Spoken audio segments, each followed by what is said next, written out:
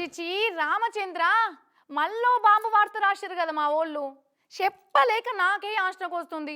అరే రాసినందుకు మా వాళ్ళకి ఏం యాష్ట అనిపిస్తలేదా ఎట్లా? వాళ్ళు బాంబులు పెట్టామని ఫోన్లు చేసి బెదిరించుడు, వార్త చెప్పమని మా వాళ్ళు ఇక్కడ రాసుడు. బాలే ఉన్నారు పోర్రి. నాకు ఈ వార్త చెప్పబుద్ధి అయితే లేదు. మా వాళ్ళు ఏదో ముచ్చట చెప్తారట, ఇన్రా పోర్రి మీరే. ఏం పని లేని వాళ్ళు మోపారు కదా, తిన్న తరుగుతానేమో మంచిగుండు. అది అరగక ఇగో అందరు నాగం పట్టిస్తున్నారు, కొందరు తెగిడిచిన వాళ్ళు. నిన్న మేడ్చల్ కలెక్టరేట్ ఆఫీసులో టైం బాంబు పెట్టినా 3:30కు వెళ్తుందని బుగులు పట్టించిరా.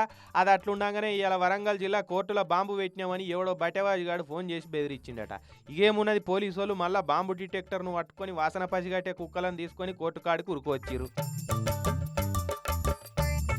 సందును కూడా ఇడిచిపెట్టకుండా అంతటా దోలాడిరు.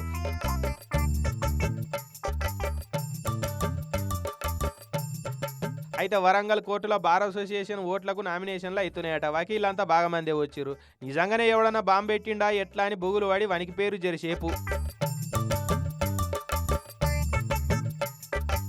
ఇక పోలీసు వాళ్ళు ఇంచు కూడా ఇడవకుండా అంత దేవులాడి బాంబు లేదు మాను లేదు, ఎవడో దేడిదిమాకోడు ఫోన్ చేసి బెదిరించినట్టున్నాడు, బేఫికర్ ఉండురి, ఎవరి పనాలు చేసుకో పోరి అని చెప్పినాక అందరూ హమ్మయ్య అని నిమ్మలమయ్యారు.